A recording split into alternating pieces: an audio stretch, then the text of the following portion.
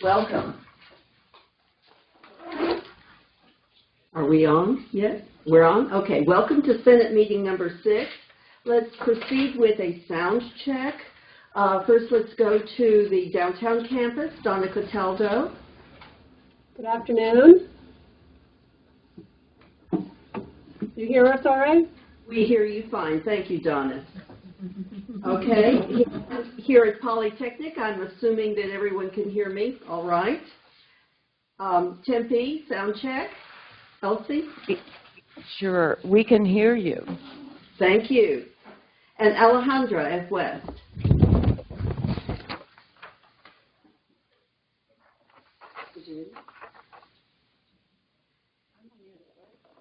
Alejandra? We can hear you, but evidently you cannot hear us. Now we can. You must have been muted and it took a while to take it off.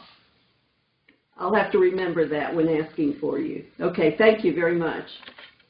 Okay, well, welcome to Senate meeting number 6. I'm here at Polytechnic and we have Vice Provost Deb Clark here, and I think that Provost Mark Searle is attending in Tempe. And I'd also like to introduce our special guests, Jim O'Donnell, the University Librarian, and Abigail Polito, State Relations Liaison for University Affairs. And joining Abigail today is Matt Salmon, Vice President for Governmental Affairs. Assisting me in Tempe is the Tempe Campus President, Elsie Moore. We're now going to go to the quorum calculation, and we have 2 methods of calculating the quorum. The first is to show attendance by campus. So let's do that now.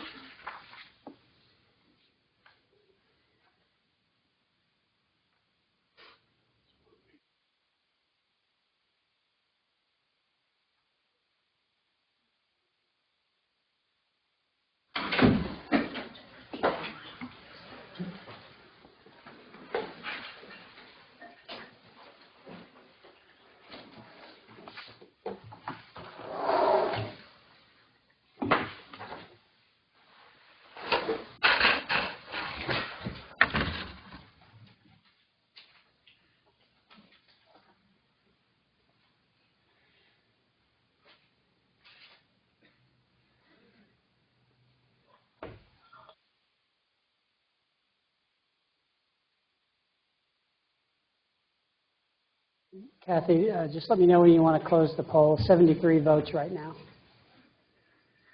Has everyone here been able to? Yes. Okay.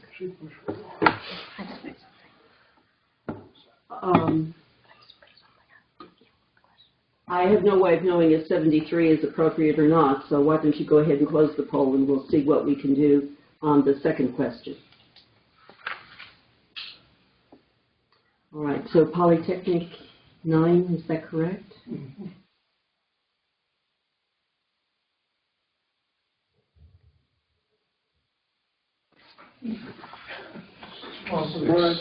Downtown, is your number correct? And West, is your number correct?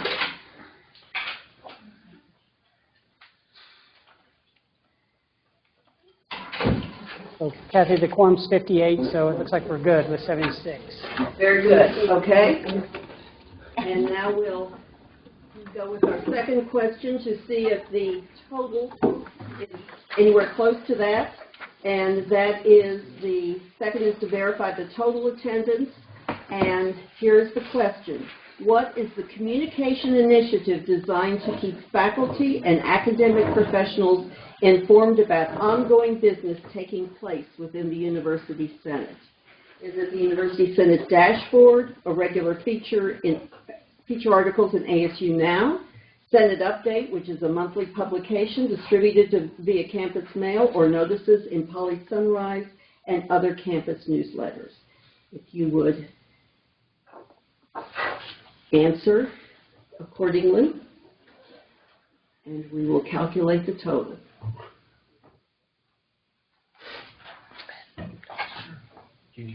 No, I know. I just need to sign this thing.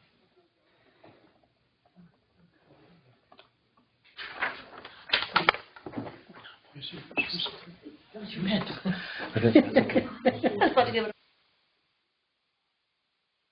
Okay, Kathy, we've got 79, actually 80 now, so I'm going to close the poll, okay?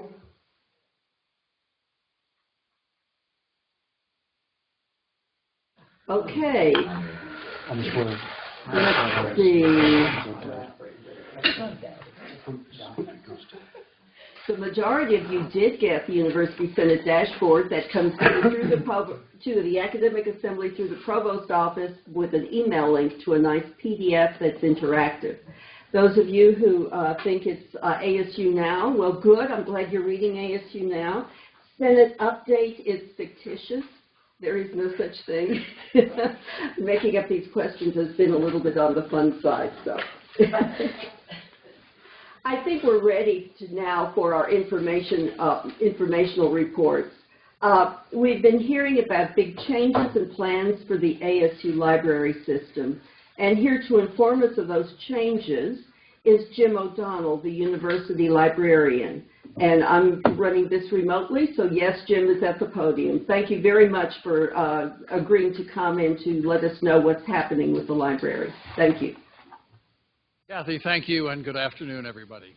It's been my privilege to be here at ASU for about 2 years now. I think we've made good progress in a variety of ways. We still have some distances to go on things that are important to us.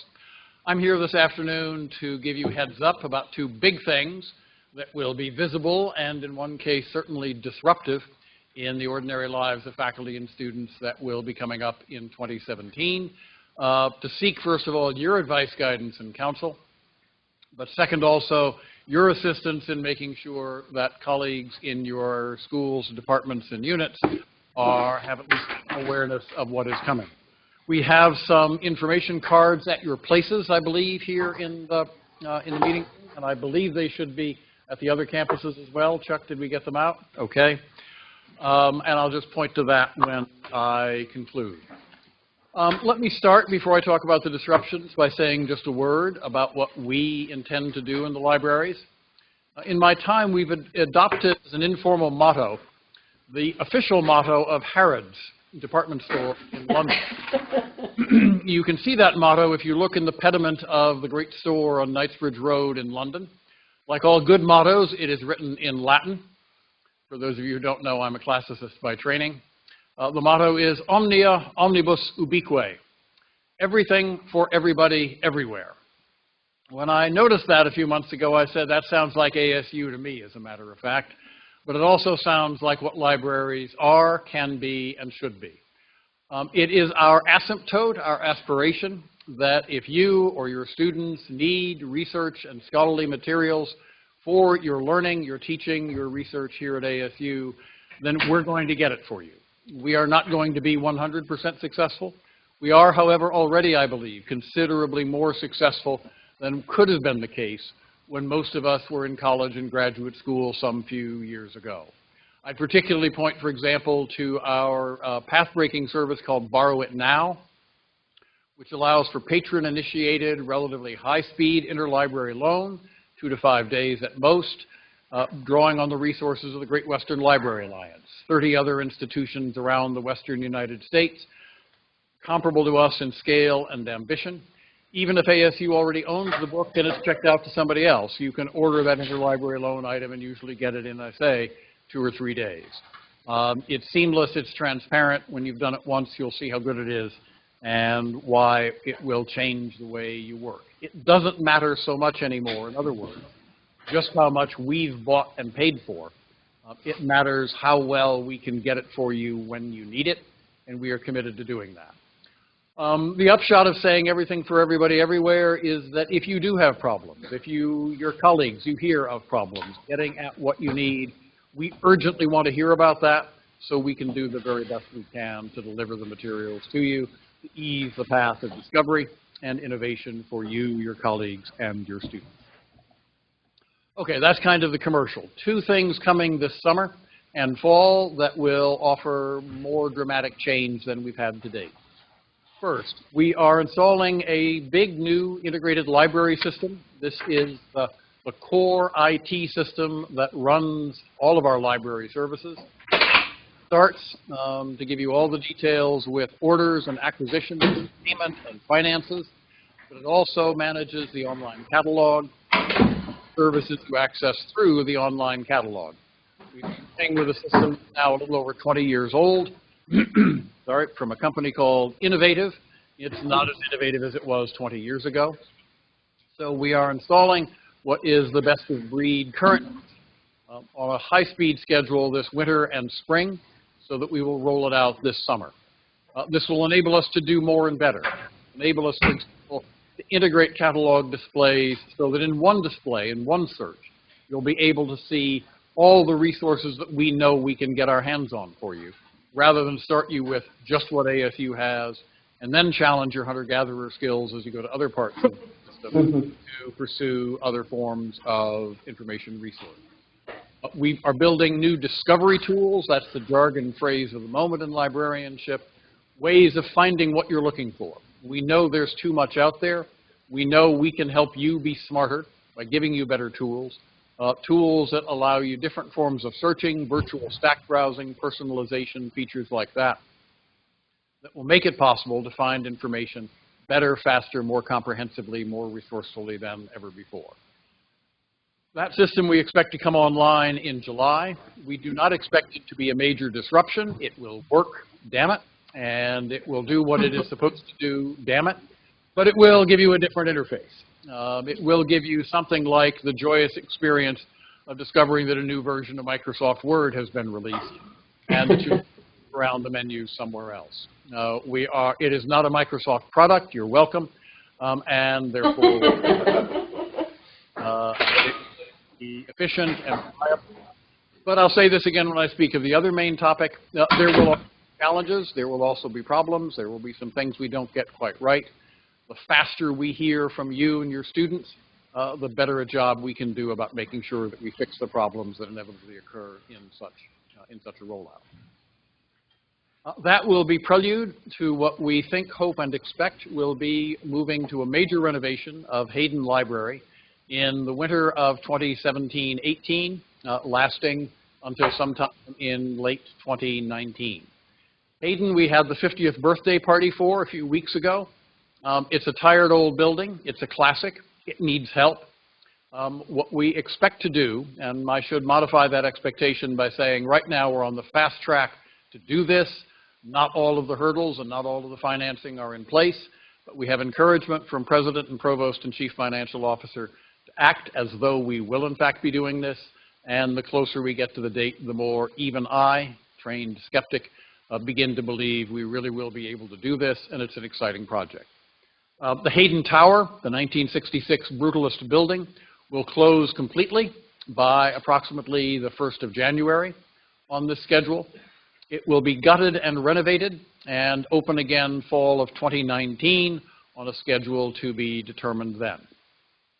The underground Hayden, the 1989 monstrosity,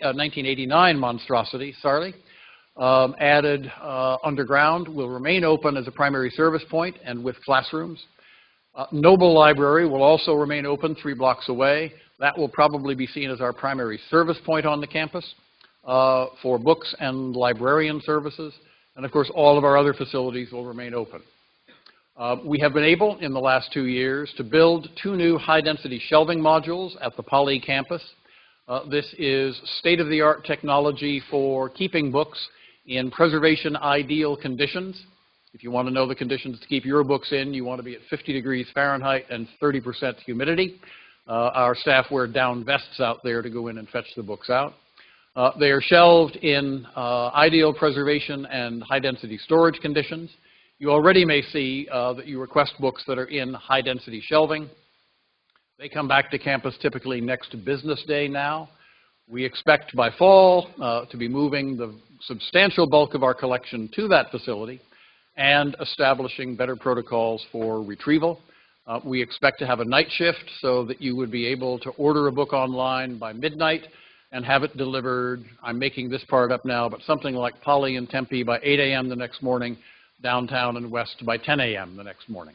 5 business days a week, night shift working Sunday through Thursday, something like that.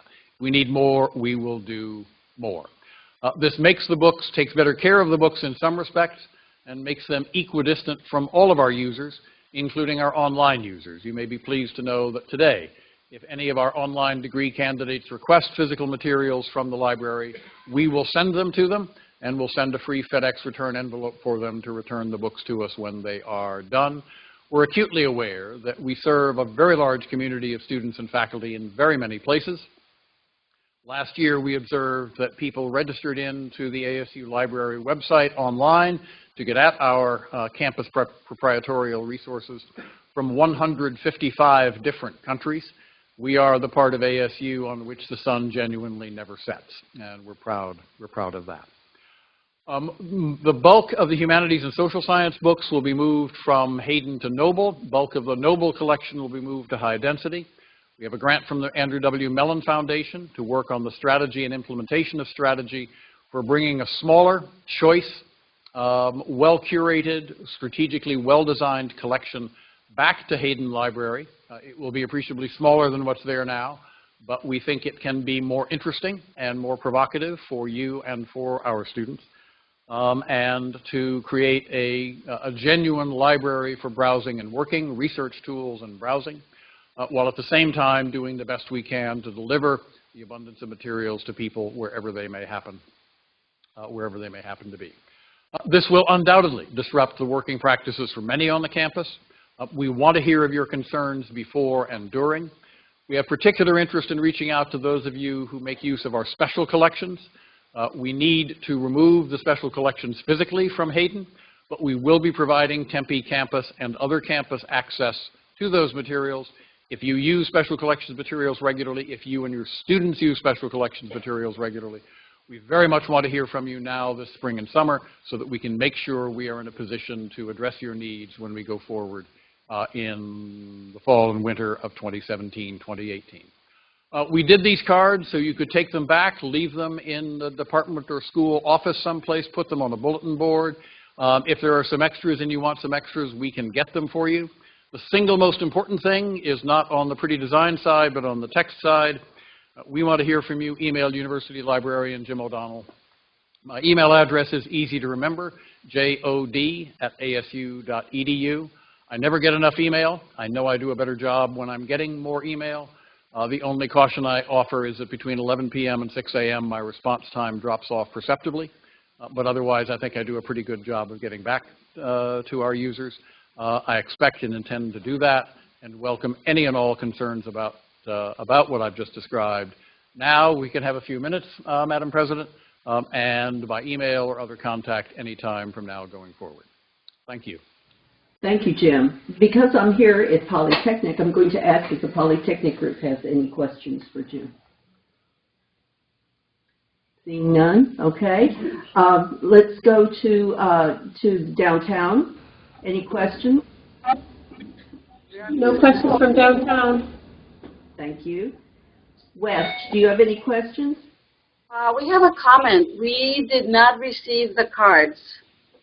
We realized that. We got the cards, I think, today or Friday or today, and we'll be sending them out to West and Poly in downtown. Maybe to the campus presidents, and you may have to distribute them. We'll also make sure to deliver them through the libraries on your campuses as well and have them available there. Great, thank you. Now let's go to Tempe.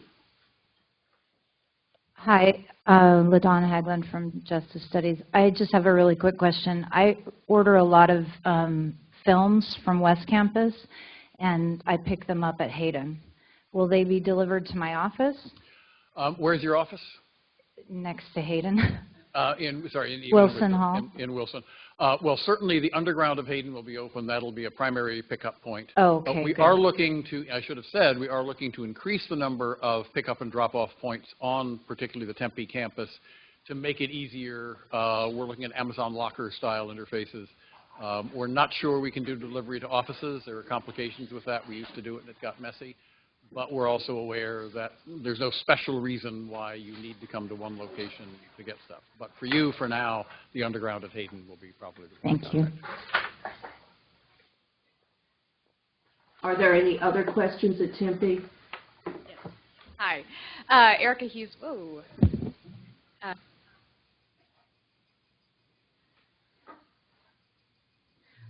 We've lost the voice. Oh, you need a little more microphone. Hello? Oh, okay. All right. You'd think a theater professor would be better at that.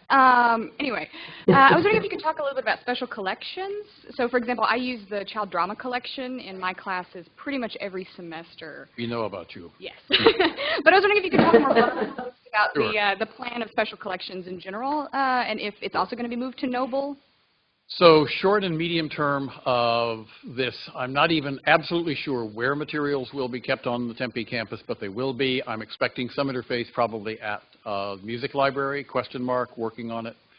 We know about child drama, and let me take child drama as an example. We have a or the world's best collection in child drama, and it is regularly used by the PhD program in particular. So we know about you because we're making sure we keep those materials here where they will be most accessible. We have at the same time, we've got essentially all of our special collections in Hayden now. We've got boxes and boxes and boxes of congressmen's papers. Those don't need to be here quite so urgently. Betwixt and between, we're picking up and hearing from other faculty about subject areas and concerns and sub-collections which they use. We want to hear those. We will have access on some locations on other campuses, and one of the things we'd like to do is make that a habit so that students, particularly at non-Tempe campuses, would be able to make use of some of our most special materials. You should also be glad to know that in the working plans for the renovation, special collections will move down to the main floor of Hayden Tower, with new doors opened out at that level. There's an exciting development. We want to feature special collections and put them in the face of students coming into the building, so that when they're coming in to do their calculus homework, they see an exhibit, they see something as they're going by and say, son of a gun, I never knew you had stuff like this around here. Can I play with it, please? To which the answer is always yes. Thank you.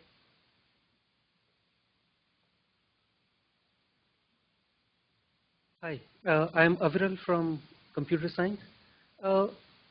I just wanted to double check to make sure that the online services will be unchanged. They will not be unchanged. They will be significantly upgraded. Okay? And anything you were used to getting online will certainly be there, and I want to say more and better besides. We are constantly improving. Yes.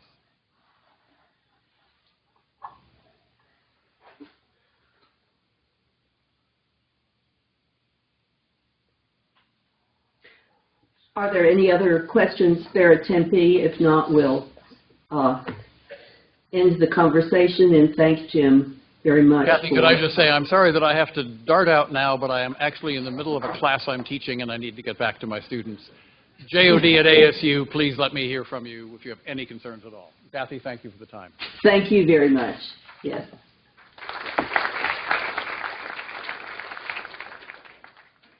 Our next speaker is Abigail Polito, who works as State Relations Liaison for University Affairs and advocates and represents university interests to the Arizona House and Senate. I've asked Abby to come to the Senate to give suggestions for us as citizen educators in the ways that we may advocate to advance education in our state, and especially for measures that would make ASU a better place to work and to learn.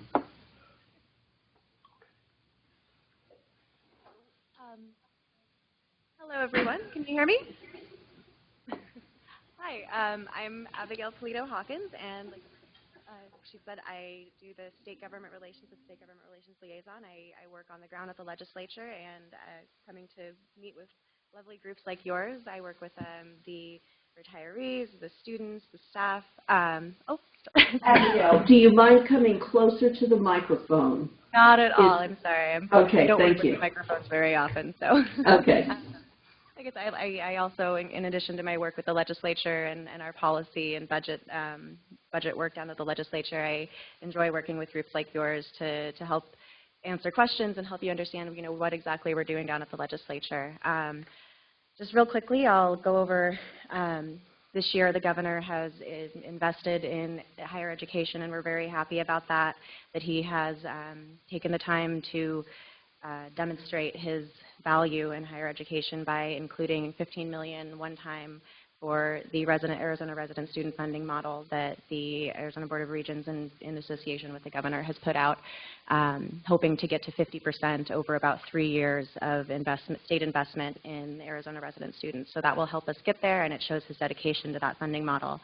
Also, the larger part of this, the governor's executive budget, is allowing the universities to redirect transaction privilege tax that's attributable to the universities back to the universities to provide us a dedicated funding stream to invest in academic capital and research infrastructure capital.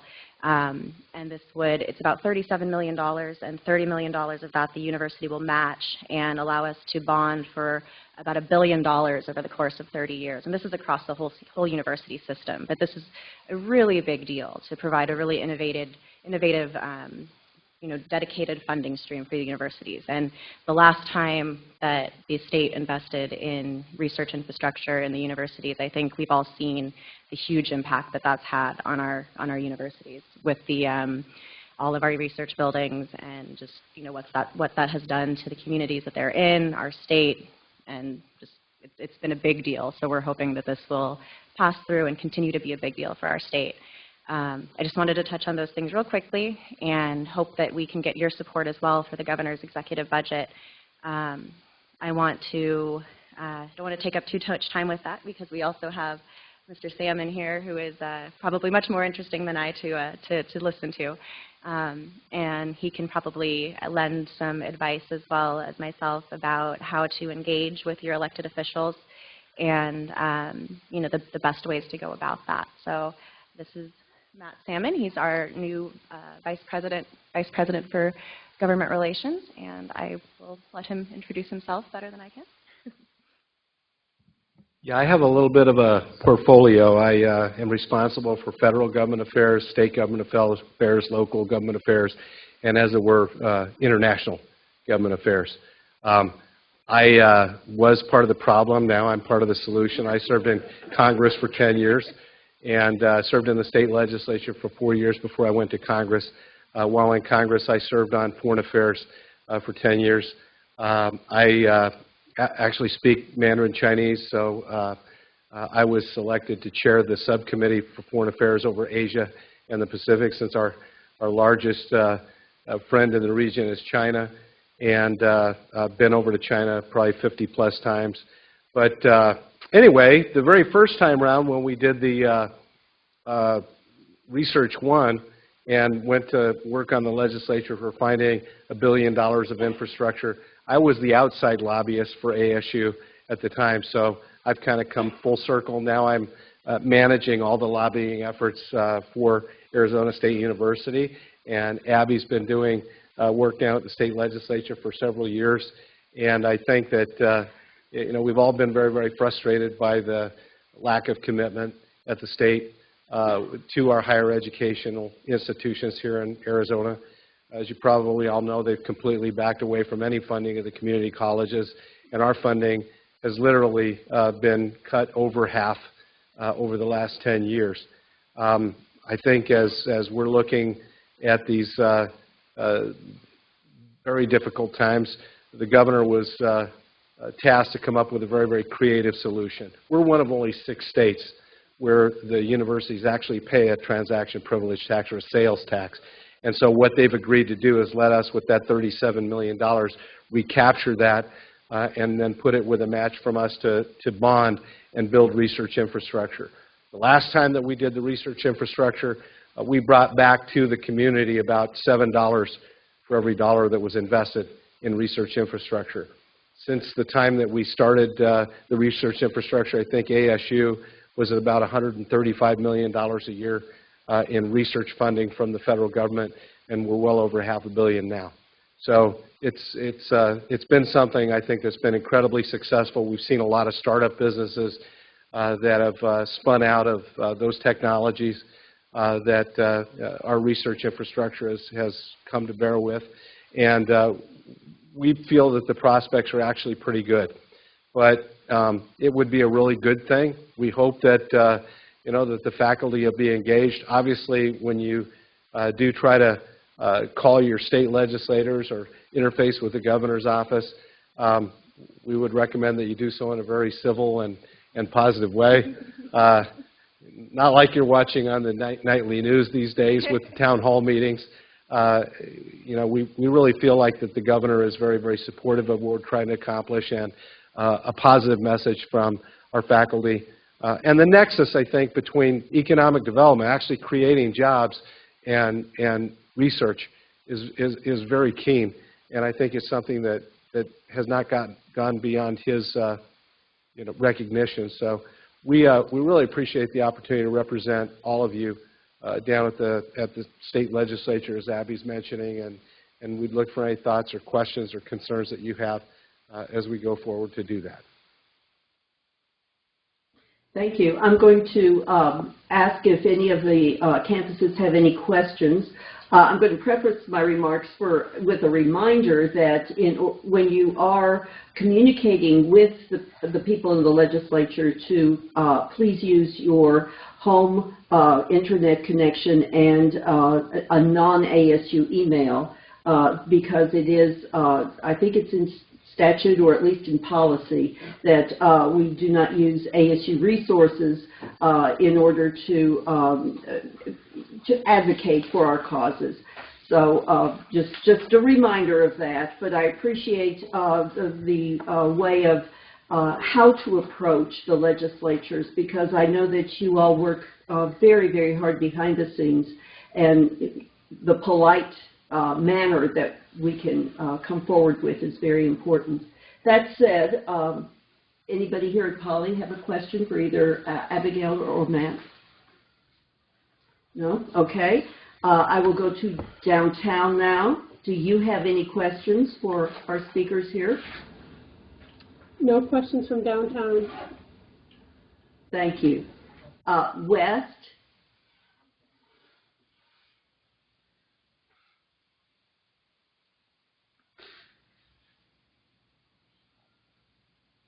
West, are you muted? We do not hear anything from you.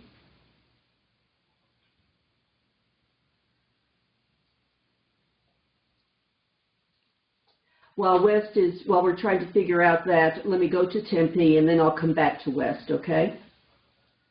We have someone at the forum. Please state your name.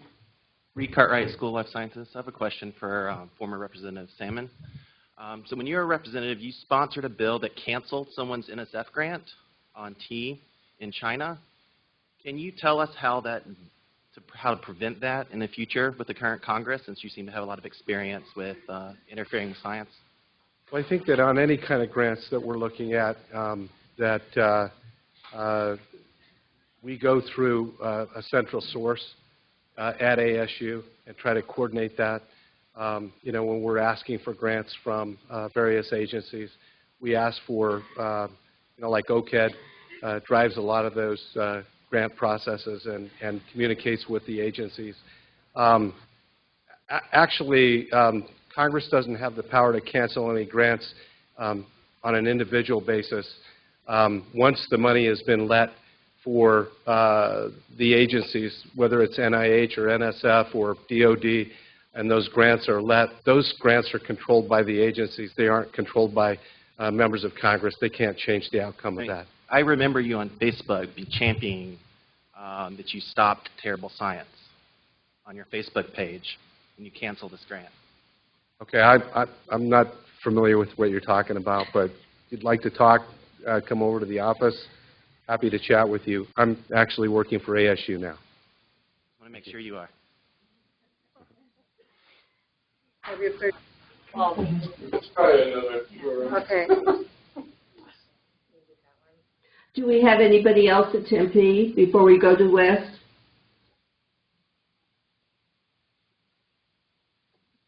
Thank you. I can't see, Chuck. You're going to have to help me. Is there anyone at the microphone? No one in at Tempe, Kathy. Thank you very much. Okay, now let's go to West. Sorry for the delay.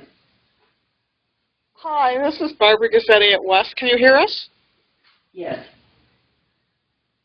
Yes? Yes. Yes. The question I had was, what exactly is meant by the research infrastructure? Well, I think good examples of that are our research buildings that we have been able to build since 2003, since the last round of research infrastructure. We have a few buildings that we're talking about that might be on the table if this proposal is able to go forward. There's a Biodesign C, an ISTB 7, a ISTB 8 that would be downtown, and then some buildings in partnership with Mayo are just possibilities of what we could do with this new money. It's infrastructure that would support research. Would Mr. Cyril like to expand upon that? I do. I think that if the sales tax item goes through, we have to dedicate it for capital development. Yes. It's not necessarily for research infrastructure. So any capital improvements, whether we're building a new building or actually even some of the repairs that we're way behind on in terms of our infrastructure in all campuses. So it's really an infrastructure general investment. It's not a research infrastructure investment. Thank you. Is that all at West? Okay. All right. Thank you, Abigail, and thank you, Mr. Salmon, for your taking of questions and answers and for your informative session. We appreciate it. I would just like to say that if anybody has any questions or concerns about any bills that they hear going through the process, anything on the state level that pops up that seems off or is on your radar, please feel free to give me a call. My cell phone number is on my card. I'll leave some cards behind and my information, and please feel free to email me or call or text anytime that you have a concern or question about anything. I'm happy to talk. That's what I'm here for. Among being, it's always a little crazy during session, but I try to get back to people as soon as I can, and I'm happy to work with anybody on anything that they have concerns with. And thank you for giving us the time to be here and speak with you today. We appreciate it. Thank you, and we will put your contact information in the minutes for the Senate because those of us at the other campuses don't have access to the cards, but we'll get that out to the other people so that you can, if you have any questions, you can carry forth with that. Thank you again. Okay, it's now time for the chair's report. The University Senate has been making steady progress, as you can see from the first read motions that will be presented here today from Research and Creative Activities Committee, the Open Access Task Force, and the Constitution and Bylaws Review Committee. The work on these motions required consultation with several university resources, and I wish to personally thank the committees and their chairs for moving this work forward to you, the Senate, in a timely manner. Because these motions are complex, we will allow time for brief questions after the introduction, but please limit your questions to the substance of the motions. If you have wordsmithing suggestions, we welcome you to present those in writing. You'll receive updates from other Senate committee chairs towards the end of the meeting. February Spotlight, Senator Spotlight, is David Martinez, who represents American Indian Studies Program. David has been at ASU for 10 years and is in his 8th year on the Senate. His research focus is American Indian intellectual history and philosophies. David got involved in the Senate because there was an obvious need to represent his unit and ASU's American Indian faculty and students. He regards serving on the Senate as an opportunity for personal growth, one that includes connecting with people at all levels of the university whom you might not otherwise meet, who are all striving to make ASU a better place to work and learn. ASU is not only a place of learning, but also a unique community where people from a wide range of backgrounds can come together to share knowledge, values, and ideas. Support for teaching and research is the ultimate antidote for alternative facts, as David Martinez said. Thank you, David, for your service and for the positive shout-out about serving on the Senate. Elections for the Senate are held within the departments, and the results are communicated to the University Senate office by April 15 of each year. Unit-level representation is the core of the shared governance concept at ASU. Your unit has not held elections. Please encourage participation in this important service. The University Senate and Arizona Board of Regents faculty breakfast held February 2nd went well and received praise and comments from ABOR. Thank you to Paul Coleman, Sarah Brownell, and Kevin McGraw from the School of Life Sciences, Michelle Jordan, Mary Lou Fulton Teachers College, Robin Boniface, Social Work, Matthew Buman, Exercise Science and Health Promotions, Mark Adams, Health Solutions, Tess Neal from the School of Behavioral Studies, Tom Sugar and Thomas Shulgin, Polytechnic Fulton School, and Anthony Evans, W.P. Carey, for volunteering for this event. Helene Osipov and I will be representing ASU at the Pac-12 Academic Leadership Coalition in Salt Lake City this coming weekend, March 3rd through the 5th. On the agenda is a request for discussion among the members regarding fixed contract faculty and their inclusion in shared governance. We're pleased that ASU has been a longtime leader in defining who is faculty when it comes to shared governance rights and responsibilities as all full-time faculty, tenure eligible and non-tenure eligible, and academic professionals as members of our academic assembly. We hope to be able to give guidance in this area as these universities look at revisions to their constitution and to their bylaws. We're now ready for new business. And we're going to the committee motions. And the first committee motion is Greg Stone representing the RCA, the Research and Creative Activities Committee.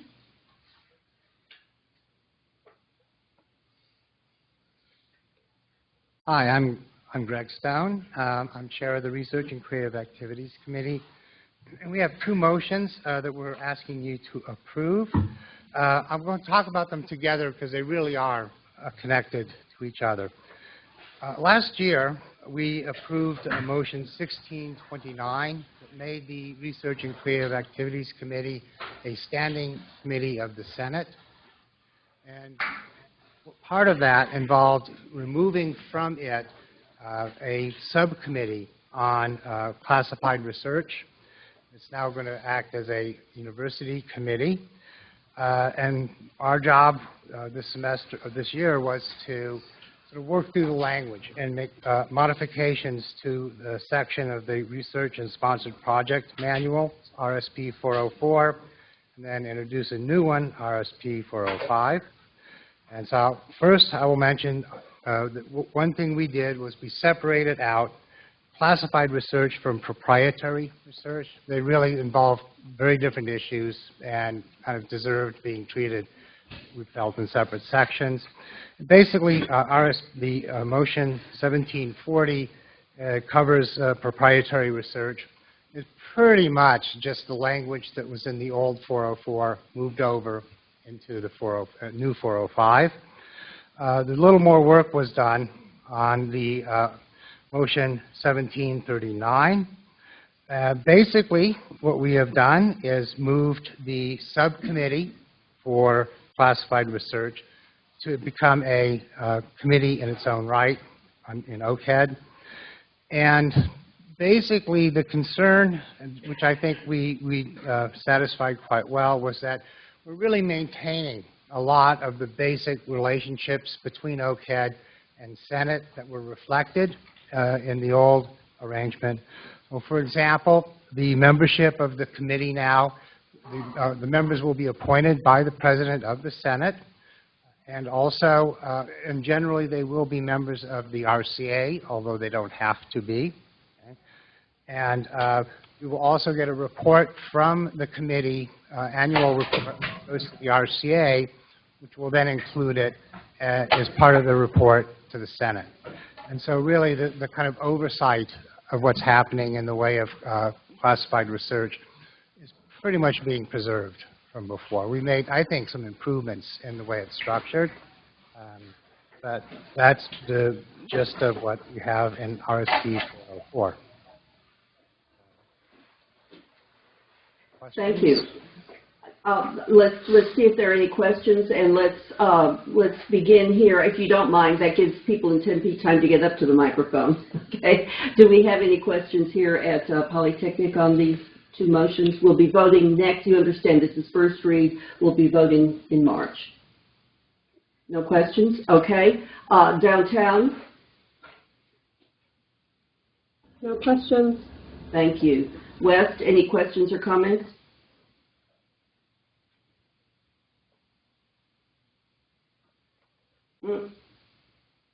I think you're still muted. I see a shake to the head. I'm going to go on, okay? Wave your hands if that's not correct. Okay, do we have anyone at the microphone at Tempe? She's waving her hand. She's waving her hand. She does have a question. Okay. Technical support, can you help us get the mute off at West?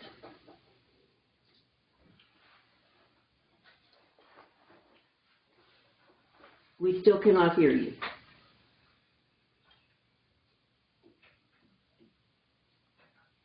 They're not muted?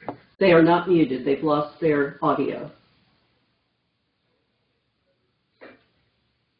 I think that we've lost their picture. Now they're back. I think they reset. This is Chuck at Tempe. So, Seth, do we need to restart them or?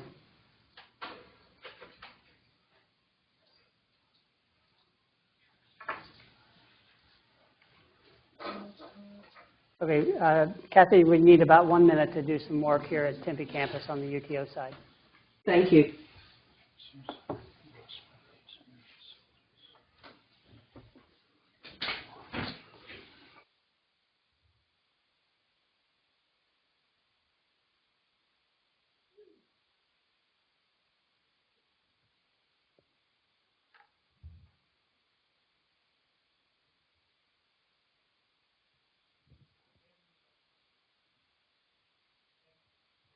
Kathy, West Campus says they have no questions. Okay. We're unmuted. That's all I Thank know you. right now. That's all you know right now. Okay, I'm glad they did that. Thank you, Greg. But Greg, stay up there because you're also you're also a member of the Open Access Task Force and has agreed to present the first read of the motion on open access, and I'll let you go from there. All right, great. There we go. Yeah, unfortunately, Helene wasn't able to make it, so as a member of the task force, I'll be presenting. I'll be going through her presentation and then asking questions. I have a feeling there'll be some more questions than there were on the RCA motions.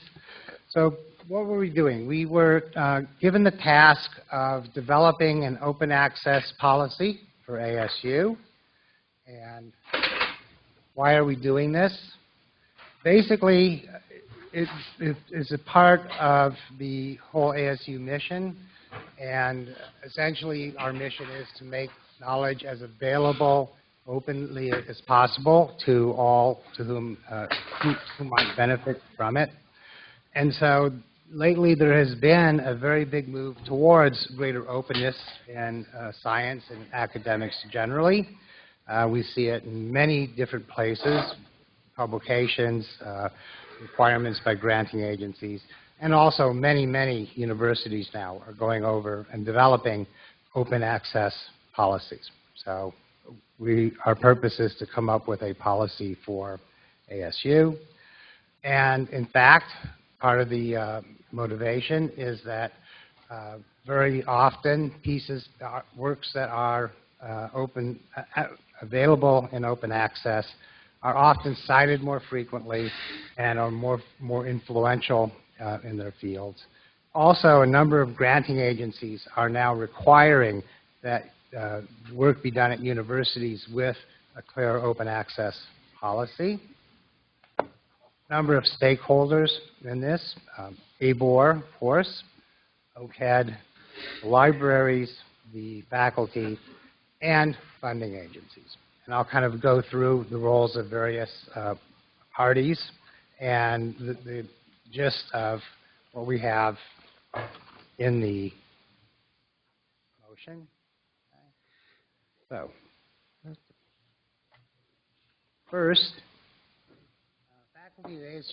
Faculty at ASU are encouraged, but not obligated, to grant to the university a license to make their work freely available.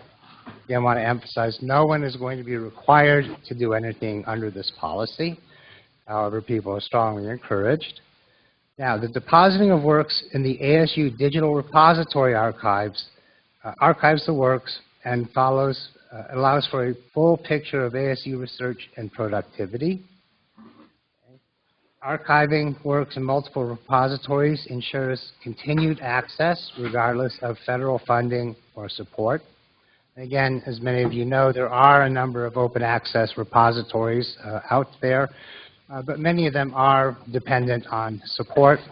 Hopefully ASU will be here forever, and so it allows for much greater continuity or certain continuity in terms of access.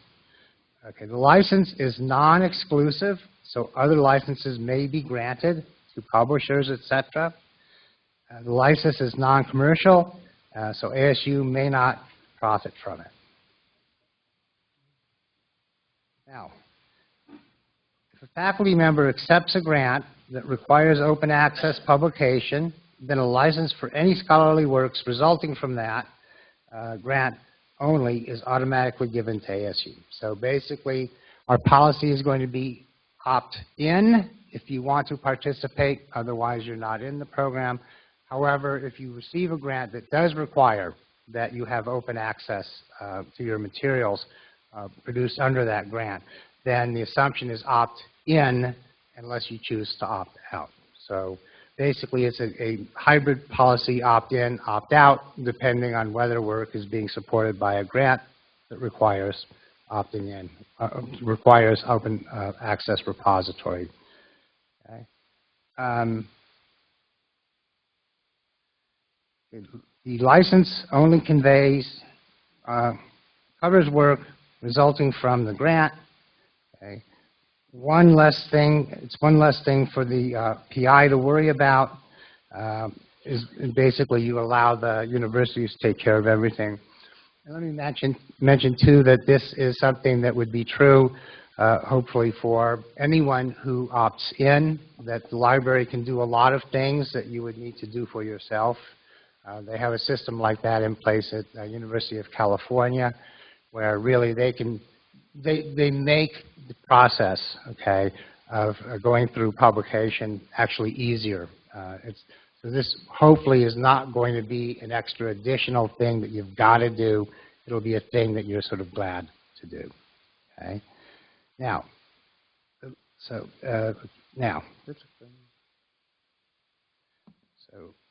copyright is not transferred to ASU. So this is not about copyright, it's license. The author retains all copyright until they assign it elsewhere. And a good analogy here is Sparky. Sparky is copyright of ASU, but ASU does license the right to reproduce Sparky to a number of companies that produce T-shirts, mugs, and so on. However, the copyright does remain with ASU, and will be a similar thing. ASU essentially would just be getting the license to disseminate the work and not the copyright. And faculty will deposit the final accepted manuscript after peer review in the repository with a link to the journal's site. The journal's formatted article will remain the copy of record. So again, I just want to emphasize that this is being done in a way that will comply with any other obligations to third parties.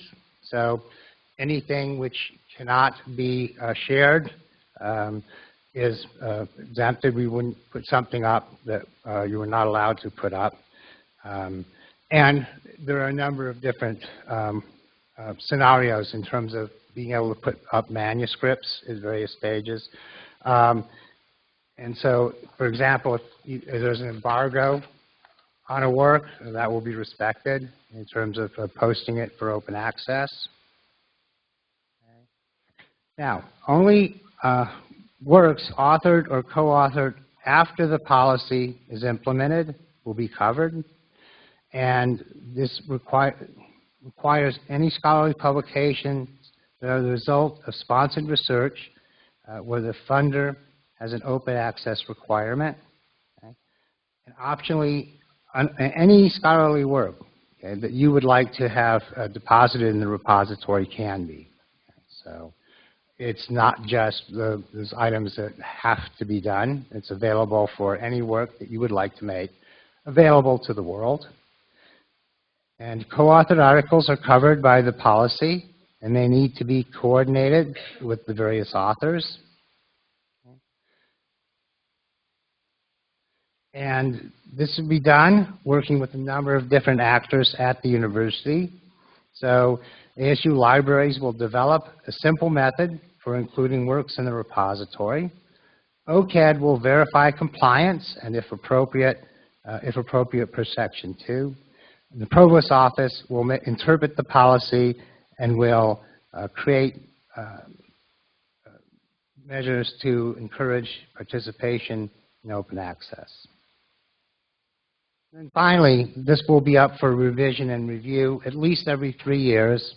And the idea is to, if you look at open access policies other places, there are a number of different models. And what we want to try to do is find the one that really works best for us and really best accomplishes that goal of making our work fully accessible to anyone and everyone in the world who might be interested in it.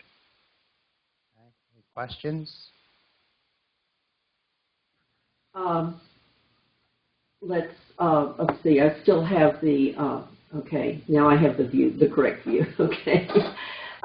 If you could, let's go around to the campuses right now, and West, I'm going to hold you last just in case things are not back yet, and if it looks like it's good, not good, you might, if you have questions, we might need to email or text them in.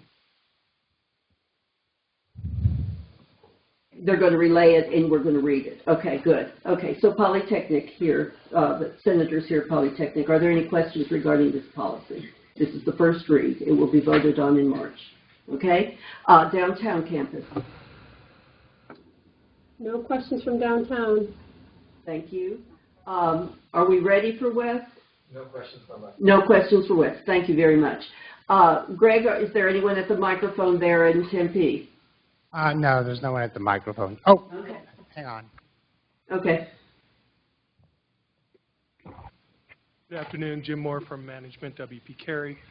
Your list of stakeholders did not include the journals, and would like to have a little follow-up on what the journals think about this. I could deal with my co-authors a little bit differently than the journals. So Okay. Will somebody from the library or the agency here at the university be dealing with the journals, or will we, as researchers, deal with the journals? A lot is still to be determined. The opinion of journals varies quite a bit. I mean, I'm sure many of you have noticed there's been a real proliferation of open access online journals lately, and they're promoting this kind of idea. Again, there are other journals that are much less happy about this arrangement or this movement. So they are obviously stakeholders. I'm not sure why Helena didn't include them. But again, a lot of the details, I think that the idea would be that the library really could help with these things. They certainly will know the journals, okay, that we publish in. And so my guess is that they will be there to help you as much as possible. But again, let me actually mention, I forgot to mention that we will have FAQs posted on the page for the task force. And so a lot of these kinds of questions, the particular details will be, as they're developed, they'll be available for you there. Okay? Okay, thank you. Yeah.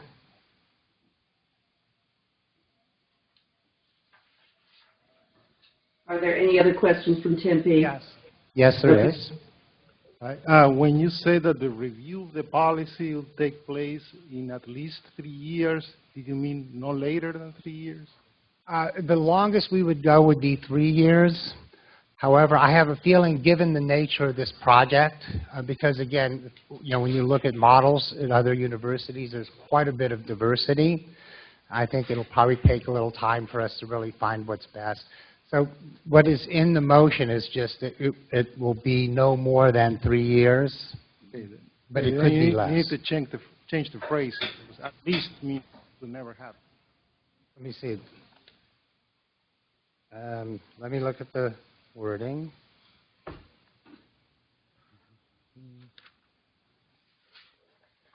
Okay, so the exact wording in the motion is, the University Senate will review the policy no less frequently than every 3 years, and a report will be made available to the faculty.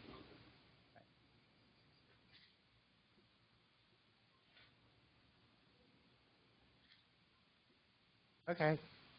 Is that it? More questions here, yeah. Okay. Thank you, Greg, for doing that for us. No problem, thanks.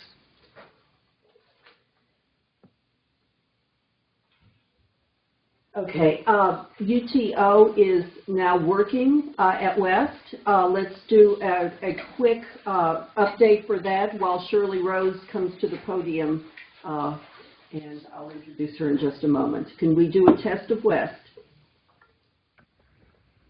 Hello, this is West Campus. We should be dialed in from the phone as we heard the voice switch here. We should be taking questions over the phone now. Thank you very much. We can hear you. Okay. Thank you. Shirley Rose is the chair of the Constitution and Bylaws Committee, and she'll now present first readings on changes to the Constitution and Bylaws. I wish to thank Shirley and the committee members Chris Kieselka, Edward Oding, Stefania Turconia, Sandra Mail-Kreiser, Ann McEachran, and Denise Bodman for their efficient work on this. This was quite a Herculean task, and they have a first read to us here in February, which I'm very pleased about. Okay, Shirley, take it away. Thank you, Kathleen. Can everyone hear me?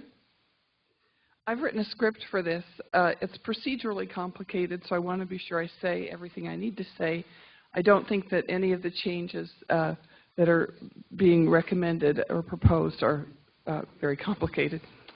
Article 3 of the Constitution calls for a review of the Constitution and bylaws every 4 years. Senate President Kathleen Puckett established the Constitution and Bylaws Task Force in August of 2016 and charged us with conducting the required review in consultation with senators and Senate committees. The task force met multiple times between August and February to identify and discuss needed amendments and develop the motions for amendments presented today.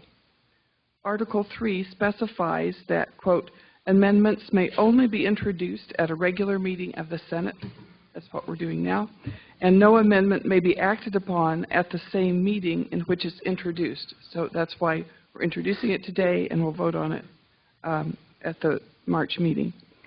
Thus, the Constitution and Bylaws Review Task Force brings these motions for a first reading with preliminary question and answer at today's meeting in order to give senators ample time to consider the proposed amendments to the Constitution and bylaws in advance of our March 27 meeting. The proposed amendments are of two types. The first type is perfecting amendments, which propose changes that correct factual errors, typographical errors, and grammatical errors, or resolve inconsistencies or clarify wording. The second type is substantive amendments that are proposed in order to improve Senate operations, in keeping with the Senate's purpose and role in shared governance. First, the perfecting amendments. According to Article 3, a majority of the University Senate membership must approve any amendment. Perfecting amendments, those that address cosmetic corrections of numbering, grammar, and language, may be ratified by consent of the University Senate. All other amendments to the Constitution must be submitted to the Academic Assembly for ratification. We have one motion today related to perfecting changes, and that includes all of the proposed perfecting changes in one motion. Senate Motion 2017-41 ACD 112-01, Constitution and Bylaws Perfecting Changes. The task force considered these non-controversial, but please review these before we vote on them at the March 27 meeting.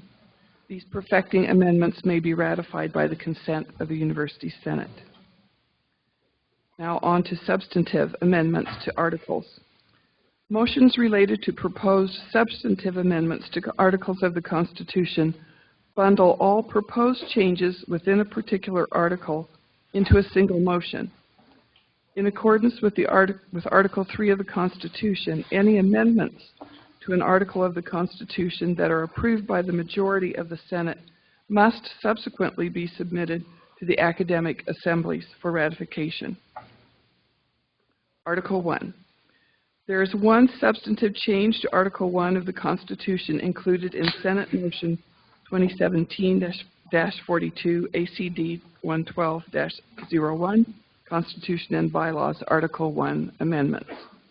The proposed amendment includes the Senate President in the list of members of the University Academic Council. The rationale for this change is that once the Senate President assumes his or her position, their previous position in a campus presidential rotation is filled, and thus the President becomes the 13th member of the UAC. Article 2. All substantive changes to Article 2 of the Constitution are included in Senate Motion 2017-43, ACD 112-01, Constitution and Bylaws, Article 2 Amendments. The proposed changes include the following. First is a change to Section 2A1F and adds the stipulation, quote, that the primary role of faculty members elected by their units to be senators should be teaching and or research, end quote. The rationale is that, quote, faculty members with administrative appointments at the level of department head and above may identify more with administrative concerns than with faculty concerns, which undermines the goals of shared governance. Second proposed amendment in Article 2 pertains to Section 2A2D, and it adds, quote, the chairs of the Senate standing committees, end quote, to the list of ex officio voting members of the Senate. Our rationale for this is that appointed/elected committee chairs are already members of the Senate Executive Committee and are critical to the operational success of the Senate. The task force believes that their omission from this section is an oversight and recommends inclusion. Then the third and last proposed change to Article 2 pertains to 2B1J, and it adds, quote, the Executive Committee can appoint vacated positions on the UAC if all other measures have been exhausted, end quote. That's added to the description of the University Academic Council. The rationale for this amendment is that it establishes a procedure to assure a complete and functional University Academic Council. Now, before we move on to Article 3, you feel you're able to follow this well enough? If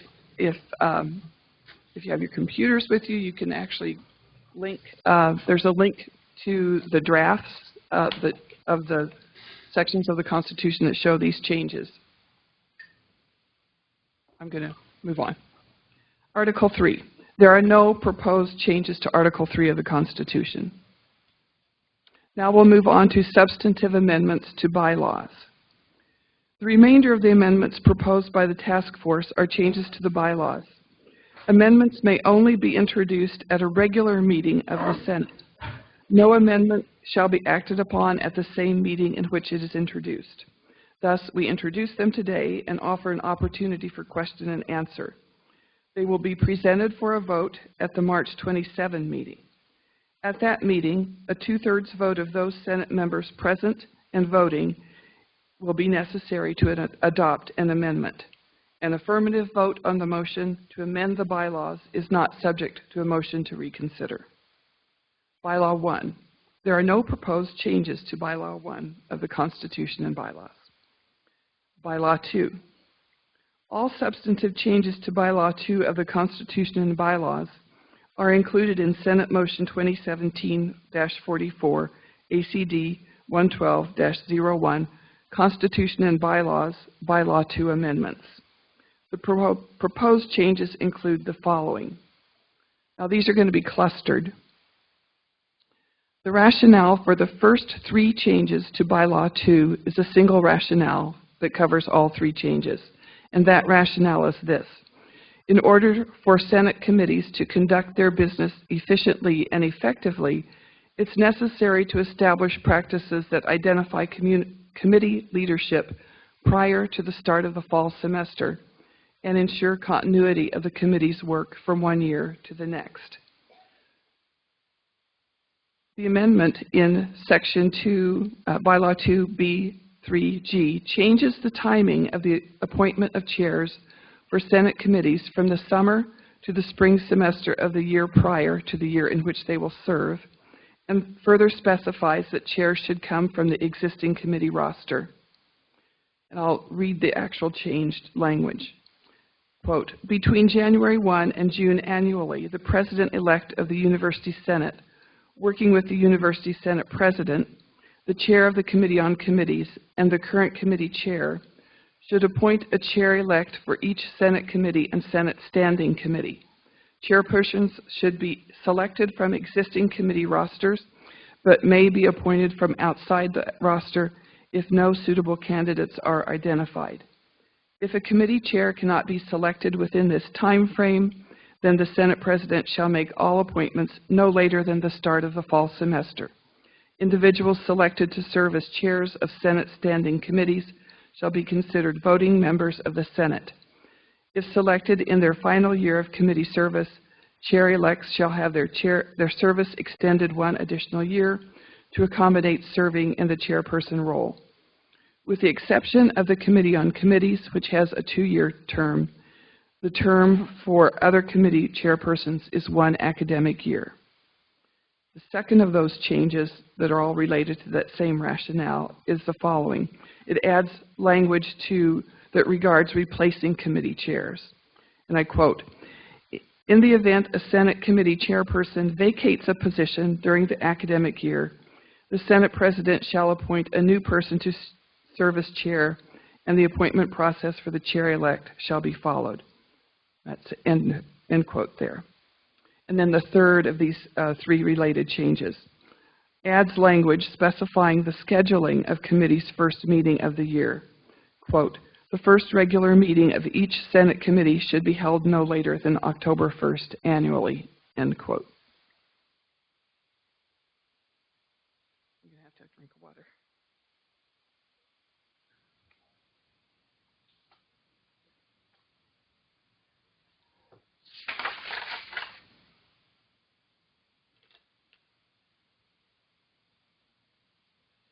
The next set of amendments in Bylaw 2 are proposed for the descriptions of membership of all Senate standing committees.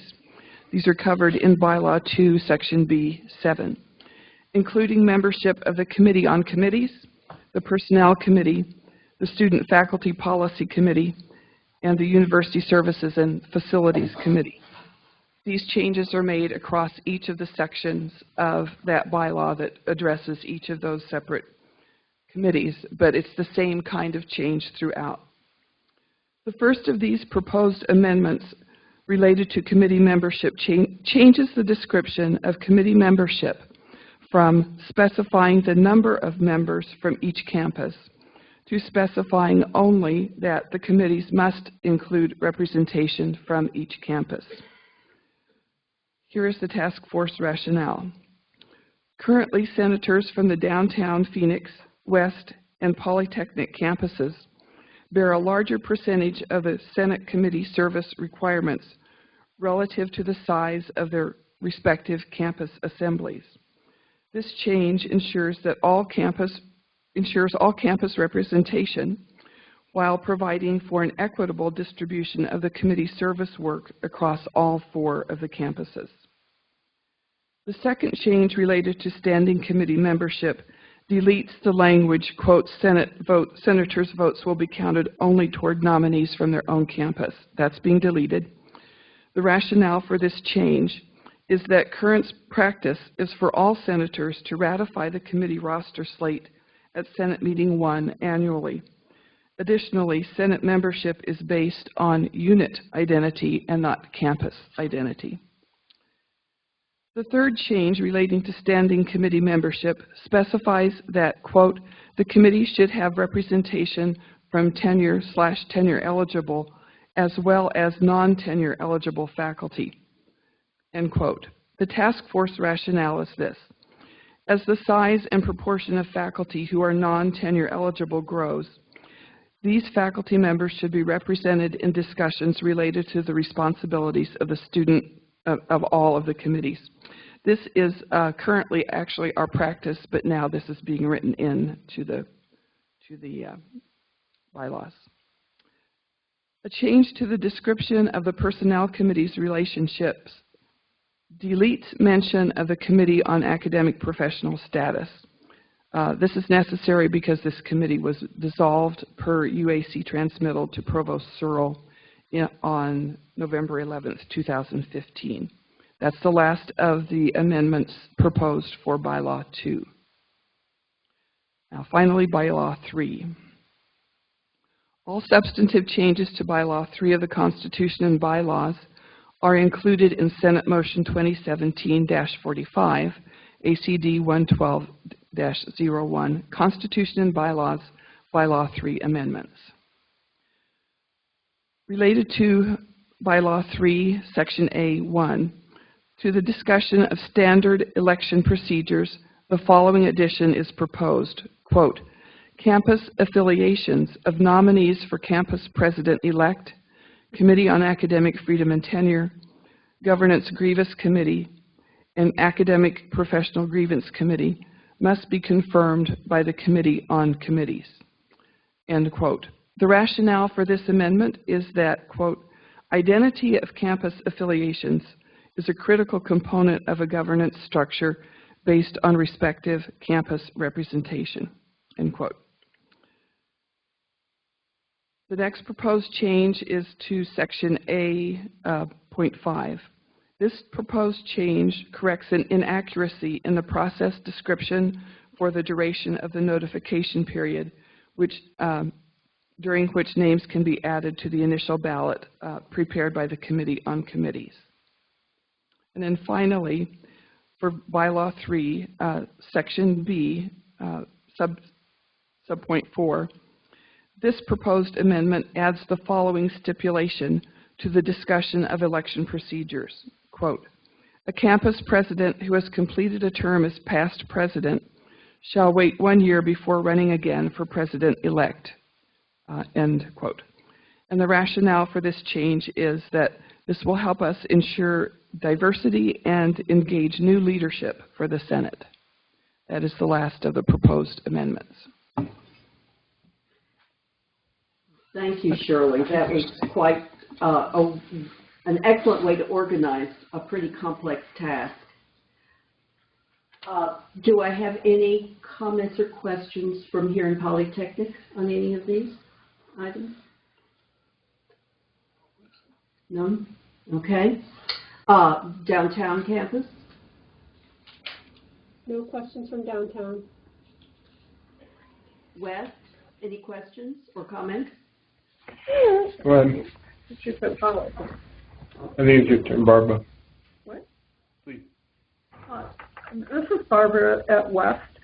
I was wondering what the rationale was for having the Senate President appoint the committee chairs rather than having the committees elect a chair.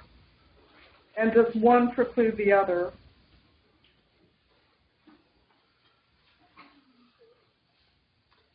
This one was related more to the timing. As far as I understand, that the committee chairs have conventionally been appointed by the Senate President. Am I wrong about that? I believe that's correct, Shirley. And the President gives them the charge. Yes, and the reason for this change is to make sure that the committees are in operation by October 1. Would it still be possible for committees to elect a chair and then have you have the Senate President affirm that? I don't think that policy precludes the committee deciding among themselves who they might put forward as a recommendation. Okay. Do you see that, Shirley? That practice doesn't seem to me that it would conflict with anything in the Constitution now. Okay. Can I ask? Sorry, we have one other, this has brought up a little bit more discussion. I'm going to run back to Polly and then we'll get to Tempe to see if there's any question there. Keith, you have a question? Well, one of the other changes that we're implementing is to have a co-chair. And it would make sense to have the co-chair elected by the committee so that the president could place that person in the position the next year. That would enable the continuity and also give the committee a voice in who's going to be taking that role the following year.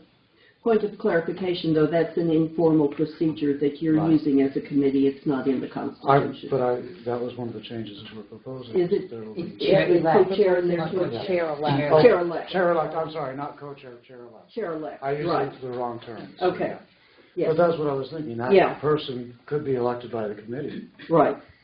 Definitely. Okay. Okay, just to clarify. Question, Barbara at West. Was there another question? Okay, I wanted to clarify that what we've just discussed is that what was proposed as a desirable practice was still within within the possibility, given both the old language and the new language. Please correct me if I've misunderstood that, Kathleen. I think you're correct. Right. Do we have any questions there at Tempe? Has anyone come to the microphone? No.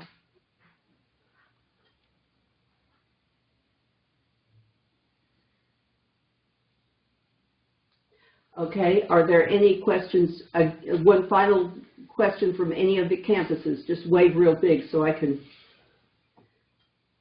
And I see everybody sitting on their hands. So thank you, Shirley. I really Thank you, appreciate Kathleen. the time and the effort and the very careful attention that you've given to the Constitution and to making sure our language is allows what a lot of what is practices that we're doing now and more efficient practices for getting our committee staffed and other things. We are now ready for CAPC motions. Carolyn Harrison. This is again under new business.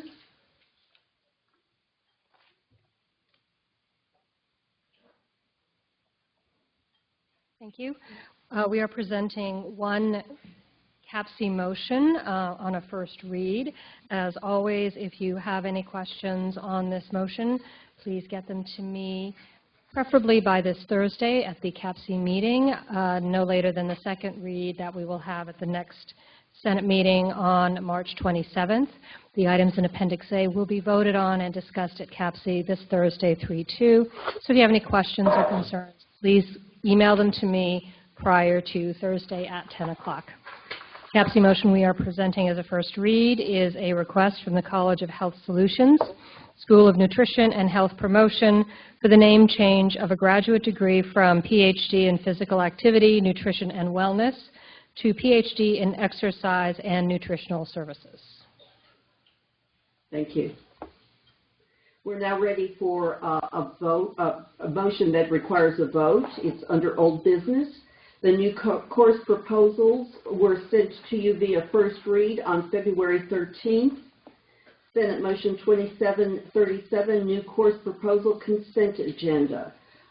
We have a motion from the committee and it does not require a second, so we are ready for a vote on the new course proposal consent agenda.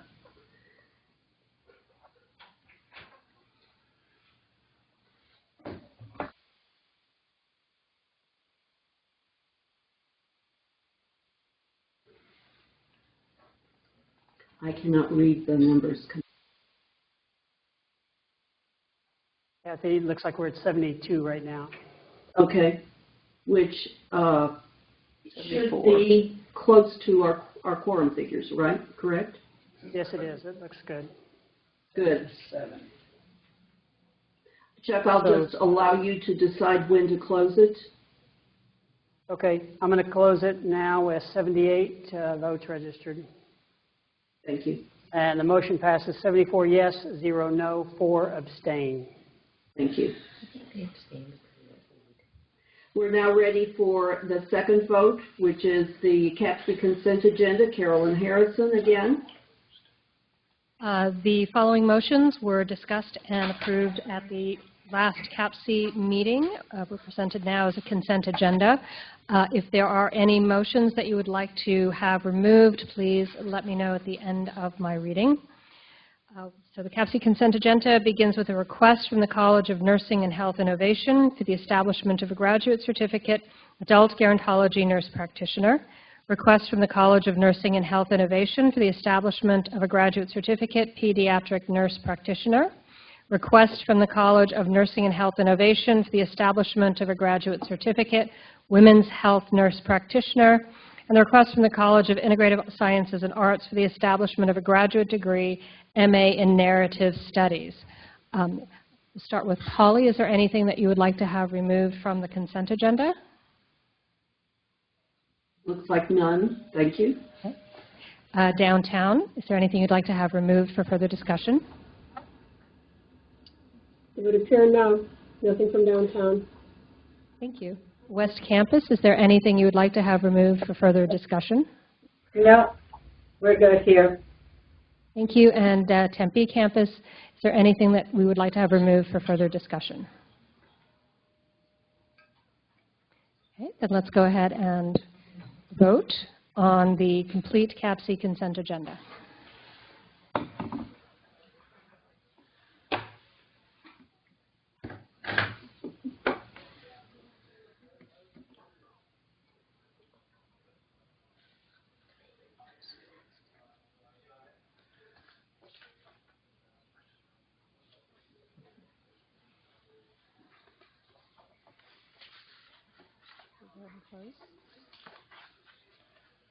Okay, I'm going to close the poll. Looks like motion passes 81 yes, 2 no, 3 abstain. Thank you. Thank you. Thank you, Caroline. We're now ready for committee reports. And the first committee report is from the University Services and Facilities Committee, Becky Ladd. Hello. Yes, I'm Becky Ladd, the University Services and Facilities Committee. We've been working really hard this year. As you may recall, last year, 2015-16, there was an annual survey that was conducted from the University Services and Facilities, and it went out to all campuses and everybody. We had over 600 responses, and last year under Martin Batsuzik, if I'm saying your name right, Martin? We gave a report, and this year as a chair we reviewed all that. There were a lot of open-ended questions, literally I think 67 pages of open-ended questions in small types. So we went through all of those earlier in this year, and we identified 4 areas that we thought the faculty were saying this is the most concern to us. So for instance, one was safety concerns, people becoming more and more aware of possibilities of active shooters or on-campus violence. There's also concern about biohazardous waste, the concern about fire safety, so safety concerns definitely one. We also had allowed people to talk about facilities that they thought needed maintenance or repairs. And so we've been talking to Morgan Olson in the CFO about some of those things and how we could report them, and also what maybe is already being done. And he also put us in contact with Bruce Neville, who is the Associate Vice President of Facilities and Maintenance, to allow us to be able to provide you information about how to report what's going on, and also things that they're doing to try to make it better, that they can identify problems faster and resolve them earlier. There was also issues of people not complying, especially students, to non-smoking or walk-only zones. So people were saying that they felt unsafe because they were afraid of being run down by bicyclists or skateboarders. And so what can we be doing about that, to kind of enforce those walk-only zones and maybe extend the hours or different areas? And then we had a lot of issues about parking. And so actually next month, the USFC is going to bring somebody in to talk to all of us about a lot of issues about parking, including things like lack of handicap space parking, which we've actually been allowed to, not allowed, but we had the opportunity to talk to them and actually get more handicap spaces available here on campus, on all the campuses, but also more flexible ways of paying and et cetera. So what I really want to tell you today is that these reports are coming. So our committee, we broke down into 4 different committees and just did a lot of research this year. So we spoke with Morgan Olson, the Executive Vice President, Treasurer, and CFO. We talked to Rudy Bellavia, the Managing Director of Business and Finance. Alan Clark came and talked to us one-on-one. He's from the Emergency Preparedness and let us know about all the training that's available and those opportunities for faculty to take advantage of. And then Bruce Neville, the Associate Vice President, Facilities and Maintenance. They've been just incredibly responsive to us, very helpful. They've spent hours with us, helping us prepare these reports. And you'll be seeing the first one hopefully within the next week or two. We're going to be putting it on the Senate board, and so I'll just be kind of letting you know. So when you know that they're coming, and there's been a lot of work put into that, even though we're trying to keep them into one page, so you can just see one page. If you can, please take the time to read it. It came from all of us. Thank you. Thank you, Becky. Student Faculty Policy Committee, Keith Hollinger. And Keith, I'll let you have this podium right here.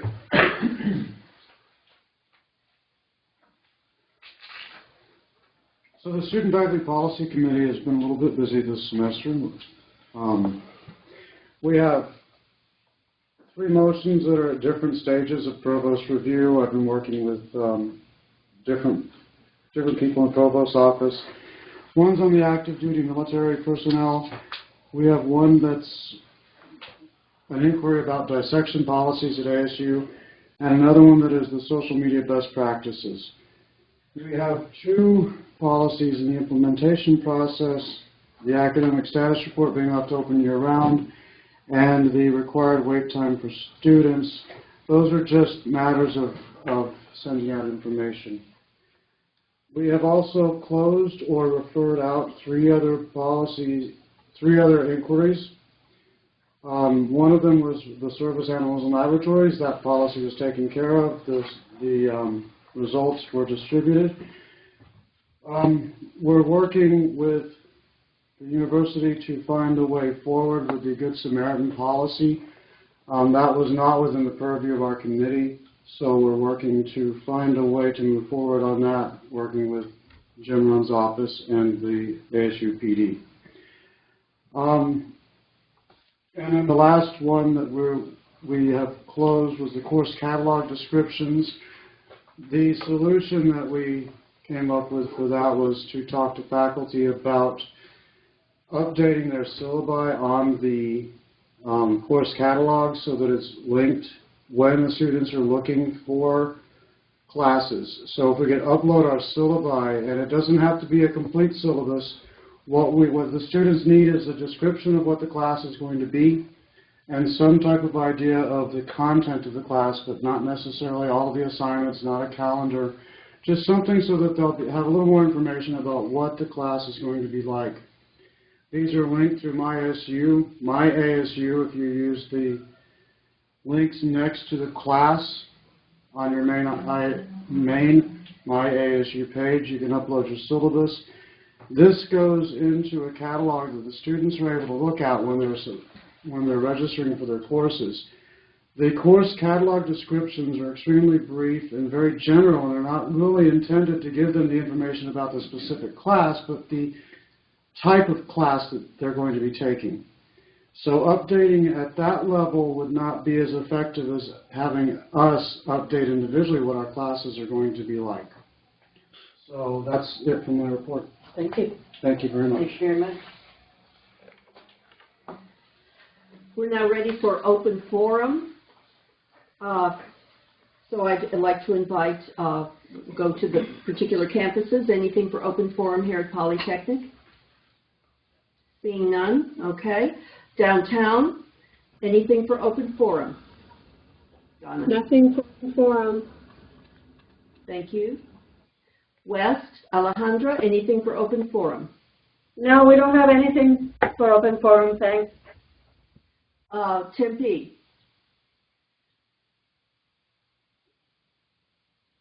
Looks like the microphone is empty. Elsie, is there anyone coming forward? No, no one's coming forward, Kathleen. Okay, thank you very much. It looks like we've reached the end of our agenda. I would like to, here at Poly, entertain a motion to adjourn. So moved. So moved. Okay, the meeting is adjourned. Thank you.